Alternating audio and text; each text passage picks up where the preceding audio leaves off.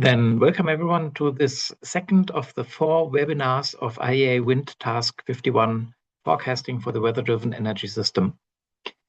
We're having a program today that is mainly on standardization, and I hope that my speaker is actually arriving. And I'm having a short introduction to the topic. Then Shu will be discussing half an hour on what we're actually doing in IEA Wind Task, in IEC Working Group 2.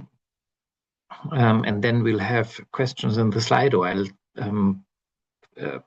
point the Slido link into the chat window so that you can find the questions there. The advantage with Slido is that you can put your questions there, but you can also upvote questions, and we'll take it from the top. So, in short, the collaboration between our two working groups dates back to 2014 and 2016, when the two groups actually were instituted. I was in some capacity in both groups, started out already as the operating agent of IEA Wind Task 51, but also was on an inaugural meeting in SC8A, Grid Integration of Renewable Energy Generation in the IEC. So I'm a bit of the link here between the two. SC8A is Grid Integration of Renewable Energy Generation. That's in the International Electrotechnical Commission. So the IEC is developing standards for everything around the power system. And the brief history is that there was a technical report on prediction handed out by the IEC working group. We already, in the same year, did our recommended practice, and now we're looking into a new work item and the specification for evaluation. So with the one slide introduction of Task 51 forecasting, we are encouraging improvements in weather prediction, in power conversion, and then in the use of forecasts. And the organization obviously is then having 3 work packages that are structured along those lines. And in the task, there are meteorologists, forecast providers, end users, and of course academics of all variety. And I think we're the largest international collaboration group or discussion group on forecasts. We're spanning 12 countries, soon 14. And we started in 2016 as Task 36, forecasting for wind energy, but then branched out to try to encompass the entire power system. And we're just approved for a new phase in the near future. Then in 2014 already, SC8A grid integration started, and the working group 2 forecasting also started relatively quickly and set out on a project putting out a report on the state of the art. There were 53 experts, or there are 53 experts, including 5 IEA experts, and I'll come back to how that can be. As you see, a lot of the experts are from China, as well as the chairman, Shuang Feng from China Electric Power Research Institute, who's been in forecasting also for a very long time. The reason why we can easily send people to the IEC from the IEA task is because we have a Class A liaison between IEA and IEC TC8. TC8 is the System Aspects of Electrical Energy Supply. That's the parent of SC8A. and we were able to leverage that one to collaborate with the working group 2 on forecasting. In 22, we put out a book on a recommended practice. Actually, the first edition already was in 2020, a few months before the technical report that I'll show you in a moment. And so we wrote a lot with an angle that if you're having a forecasting system and want to test it, or if you're new to the game and want to find a forecasting system, then you should follow these steps that we've identified, and that was especially to help newcomers to the game to find their way around finding a suitable forecasting system.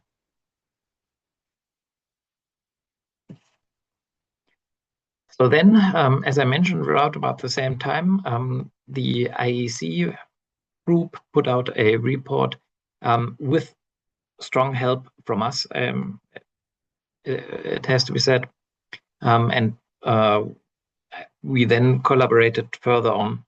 That's a state-of-the-art report, and you can buy it at the web store of IEC. And it's currently, in my opinion, the best large text on how we do things.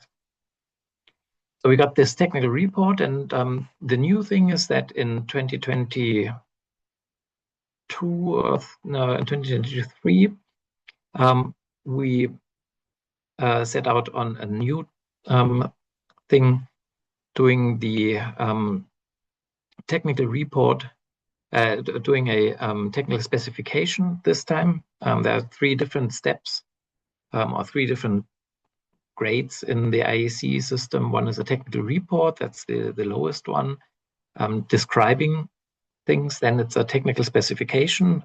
If you want to do stuff in this and that way, please follow that specification. And then finally, you get an international standard. We're not there yet, but the specification should be for evaluation of renewable energy power forecasting results. And we had a kickoff meeting in Copenhagen in June 2023 with a lot of people, discussed that task and came up with this kind of content for it, a design framework, data preparation, data quality also is a big topic within that. And then the model verification and data validation as the core of it, but also evaluation, refinement, and how to report. So in short, we are collaboration here, or we're presenting the collaboration here between IEA Wind Task 51 and SC8A Working Group 2 Renewable Energy Power Forecasting. And now we're showing how that works. If you're interested, by the way, in following the task and you haven't done that yet, send me a mail and I'll put you on the mailing list, and we'll take it from there. And with that, I stop my sharing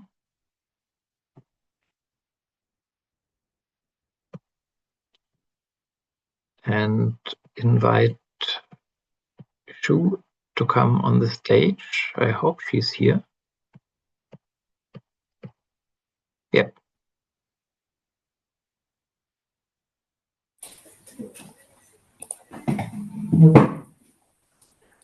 Hello, hello everyone. Hello, Gregor. Hello. Okay, so I'm so sorry. I'm a little rush on this webinar, and in accordance to Karina's arrangement, I think I will share some tips about the experts, FAQs about joining in the work in IEC framework. And I'm very pleased to share good news for the new SC under IEC TC8. Okay.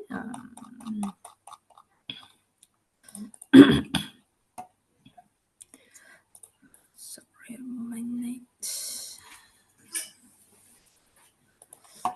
Share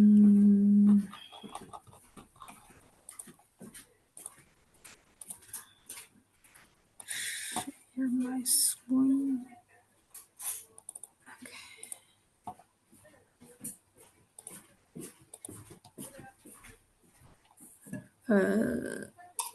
Okay, so can you see my screen, Gregor? Yes, no problem. Might want Okay, to thank turn on you. your camera.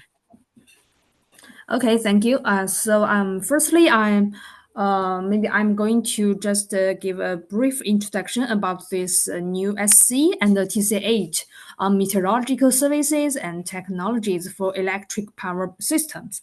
So I think in the early October, I have made this presentation, and here I just have some extract.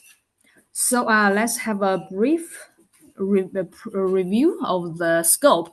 The scope goes to standardization on meteorological data products and services for power systems, including but not limited to first one, the identification and grading of high impact weather, HIW for power systems. And here, the HIW is not limited to weather extremities or weather disasters, but also taking the wind loss or solar droughts or Dunkelflaute, this kind of high impact weather into account. Secondly, the meteorological station site layout, planning and the data governance for electric power meteorological observation. Thirdly, the specifications and the quality evaluation of electric power meteorological forecast data products. And the last one, the early warning and addressing strategies for high impact weather in power systems.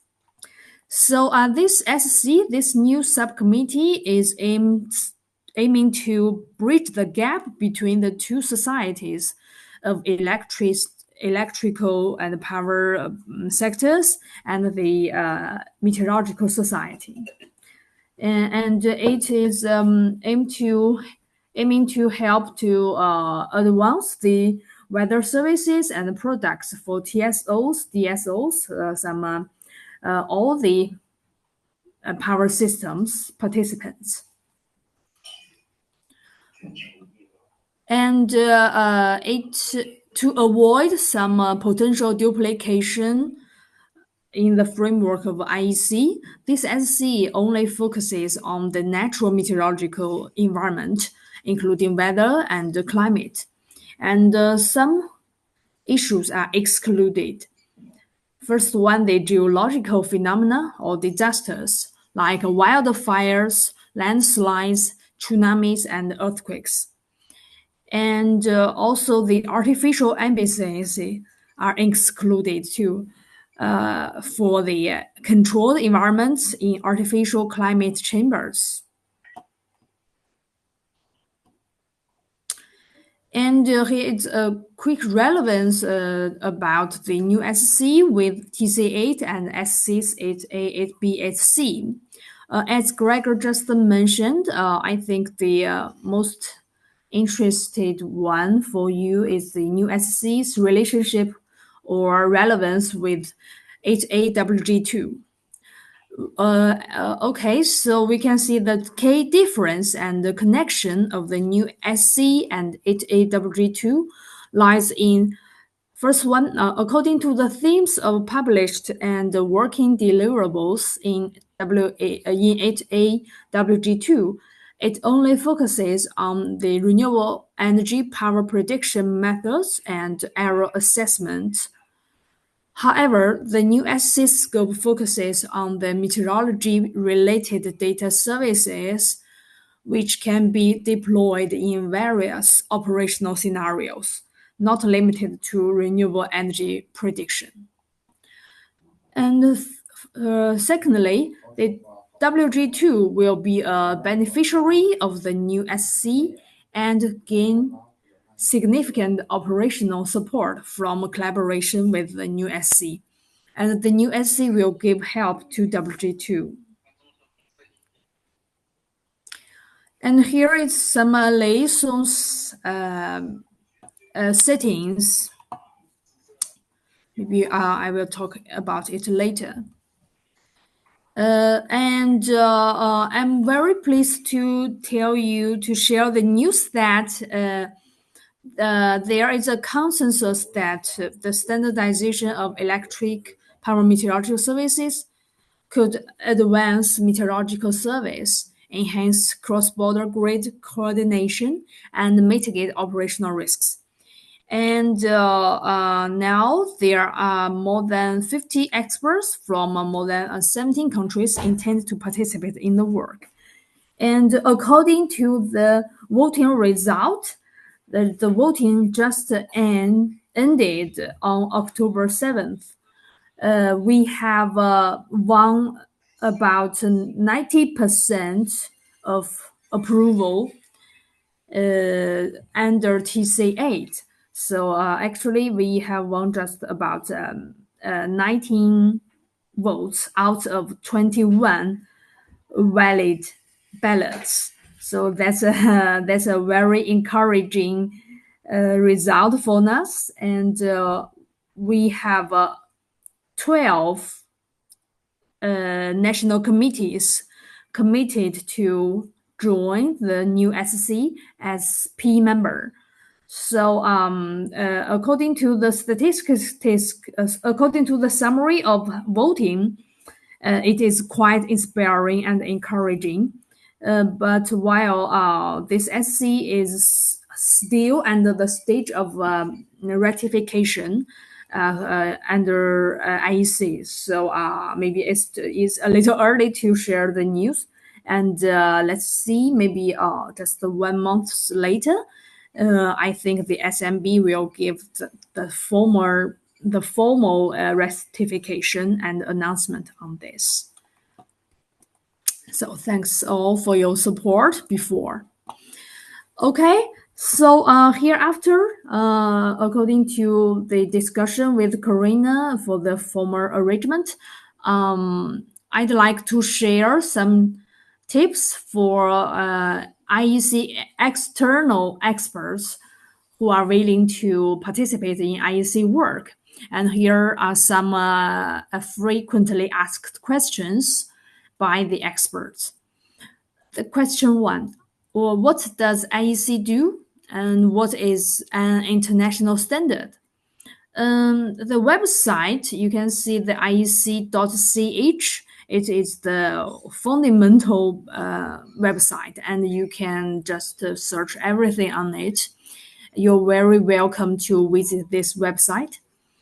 So the IEC, the International Electrotechnical Commission, is a global, not-for-profit membership organization whose work underpins quality infrastructure and international trade in electrical and electronic goods. The IEC brings together about 170 countries and provides a global, neutral, and independent standardization and conformity assessment platform for 30,000 experts globally.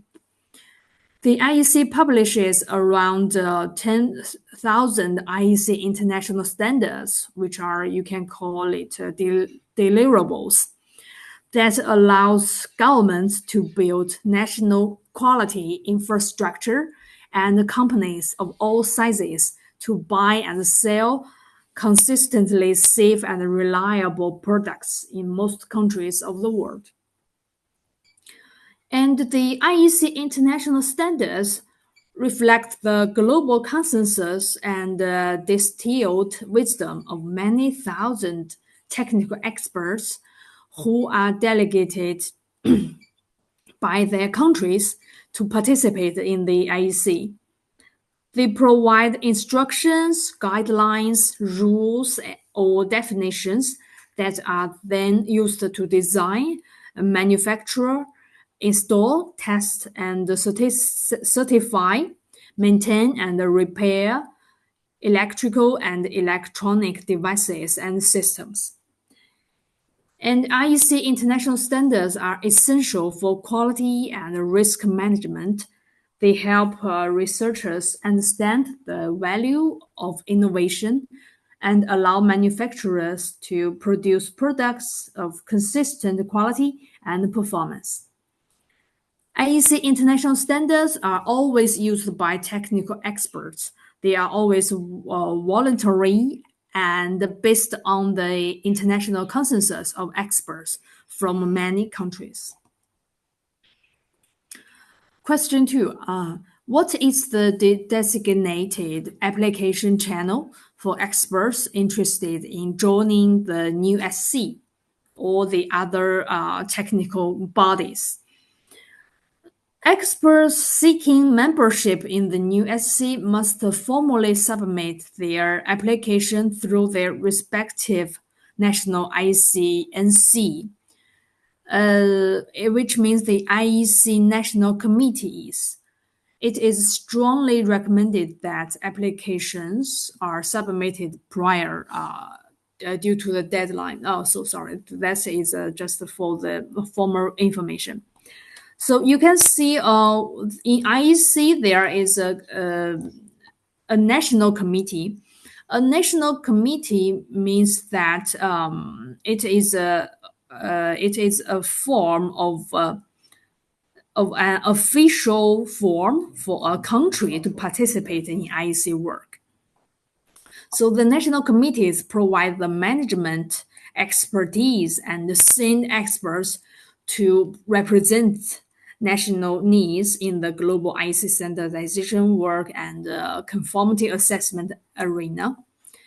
In most occasions, the national committee are delegated by some experts or a mirror committee or are the head of delegation.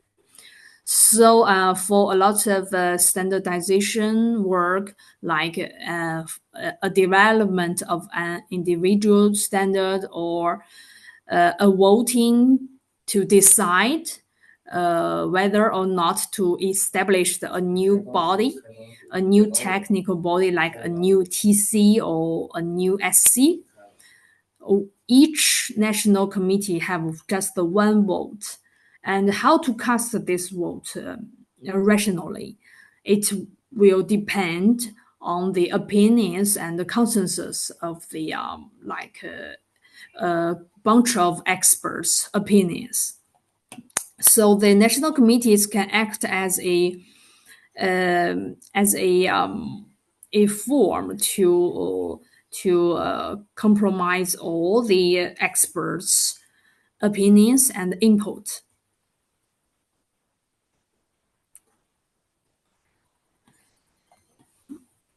So one should join the national committee to be delegate for your country.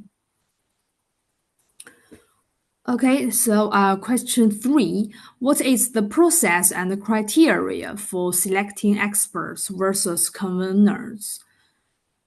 For experts, this question is about the commitment and to what extent you wish to get involved in IEC working.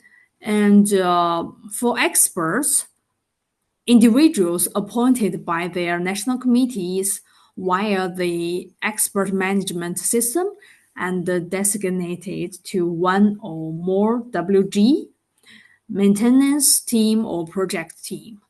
They can access granted by their national committees to working documents on the IEC websites.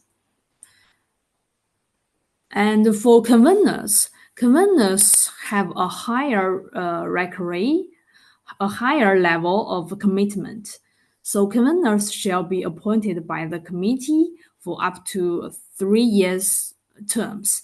Conveners should gather a team, a working group to develop several standards. So such appointments shall be confirmed by the national body or liaison.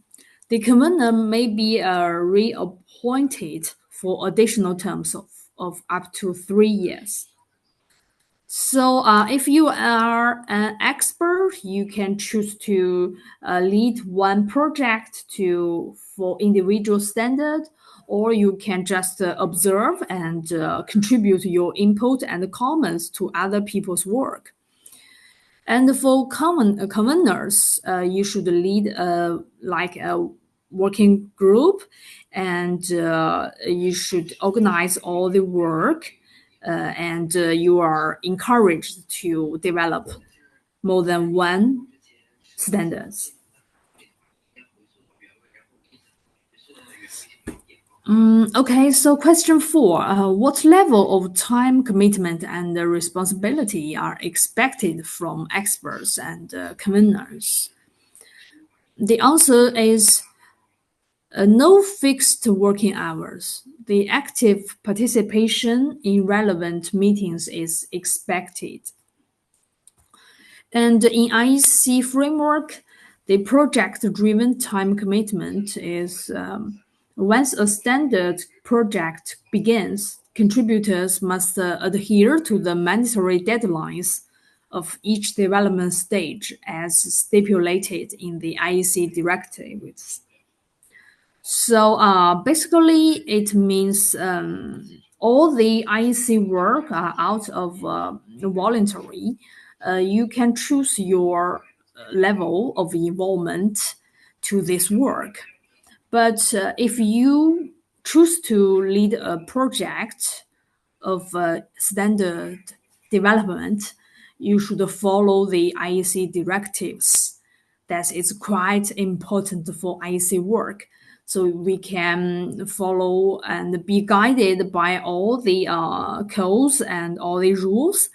You can find it on the IEC directives, and there are some mandatory deadlines for each development stage.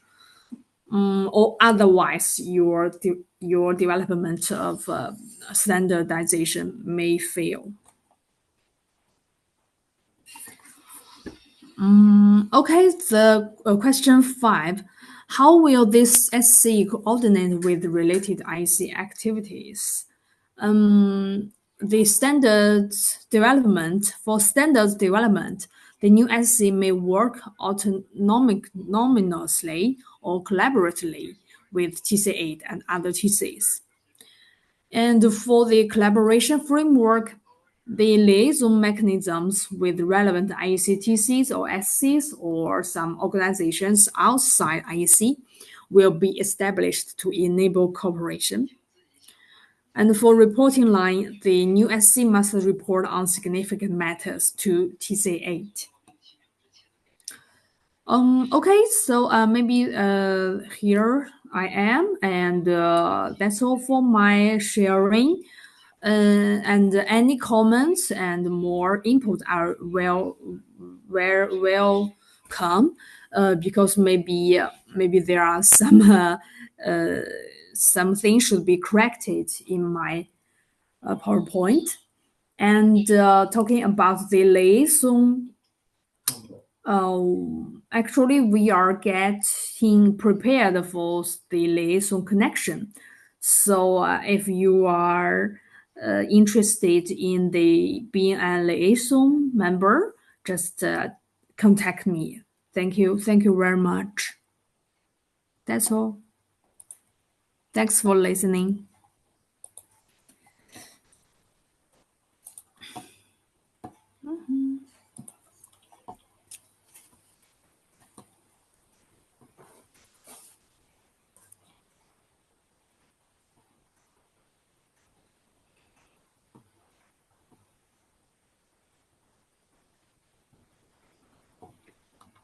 I don't see any questions in the Slido, so maybe you haven't found the link in the chat, but you might as well just, seeing that we're relatively few participants, you might as well just speak up and raise a hand if you have questions.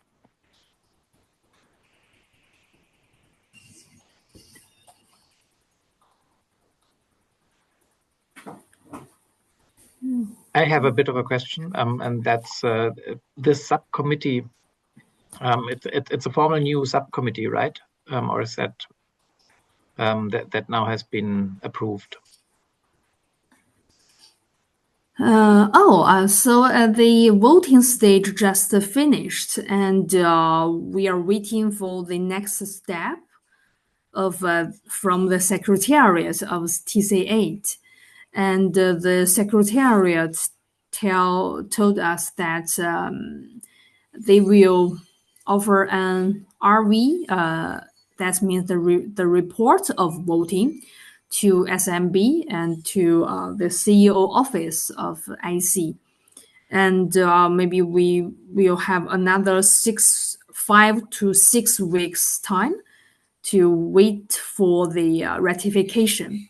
And I think before the end of this year, we can get a result. Thank you. Okay, and you've talked a lot about how to participate, but what people would be participating in was a bit sketchy, I think. So, what are the first topics that you're trying to do? Okay, so both experts from Meteorological Society and the power sectors or power utilities are very welcome.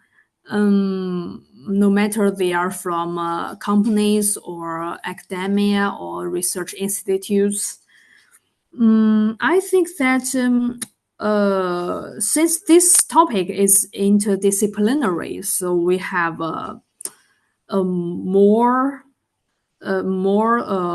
audience or stakeholders. So a lot of stakeholders are welcome to join this work. And talking about the programmer work, it will be. Let me just show my.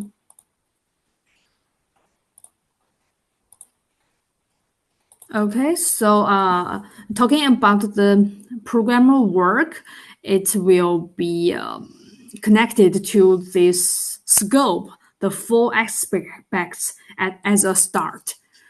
The first one is about how to identify this kind of high impact weather for power systems. It should be defined according to the response of power systems.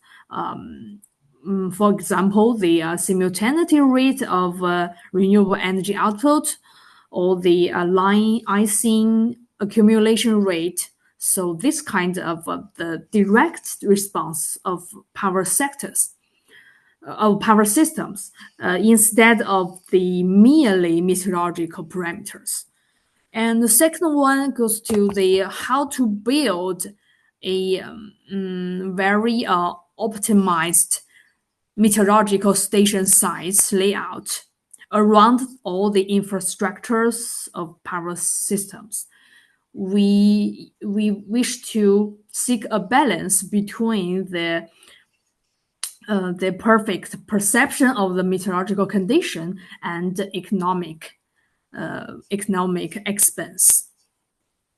And thirdly, the specifications and quality evaluation of meteorological data products like data services for power sectors. How to decide which kind of weather service are good to power sectors. They should be tailored. They should be specified.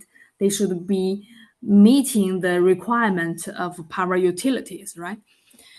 And the last one is about the capability building of early warning and the addressing strategies like countermeasures for the high impact weather for power systems. So there are maybe something like how to build this kind of warning system, what information we should provide, or to which or to what time horizon we should provide this kind of warning signals, etc.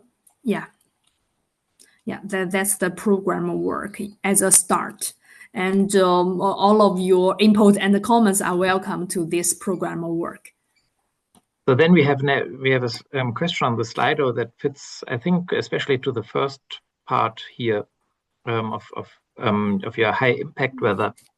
Do you look only into the integration of renewables in the power grid, or do you also look on asset infrastructure?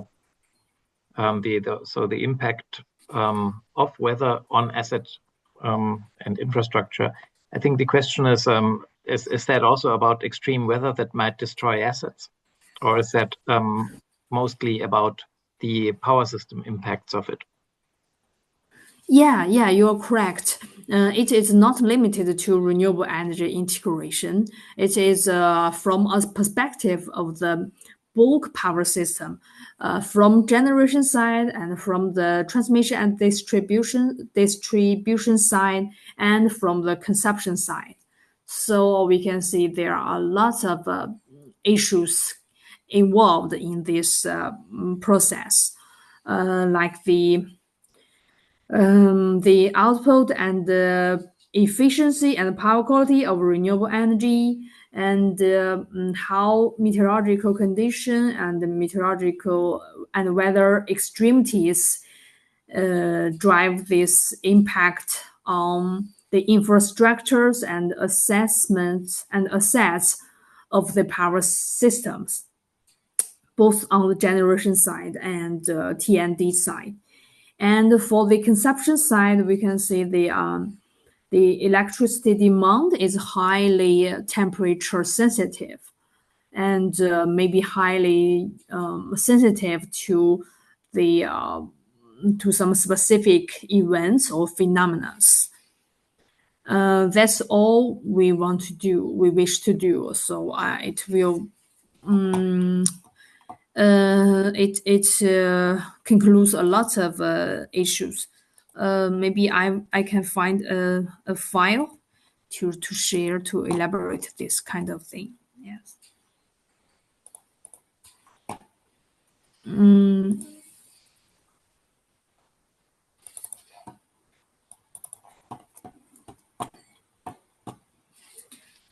Okay, I'm opening.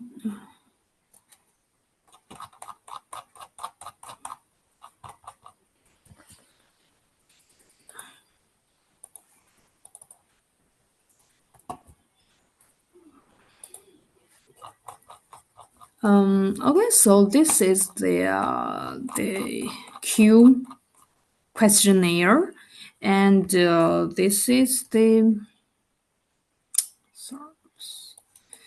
this is the scope of the new SC, and this is the program of work. There are 4 aspects. So you're not sharing your screen. Oops, I'm sorry.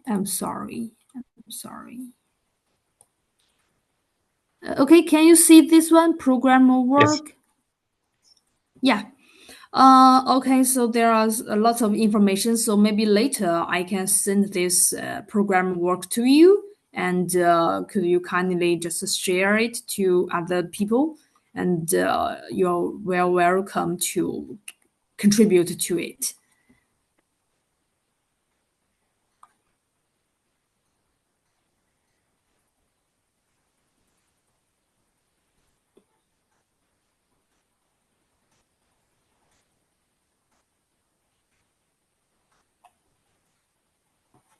I can see in point 3, the decision of power sector to choose which meteorological forecast product has quite some similarities to the recommended practice that we put out.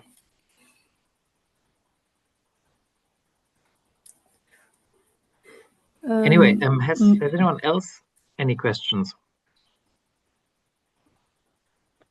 Okay. Any other comments or questions?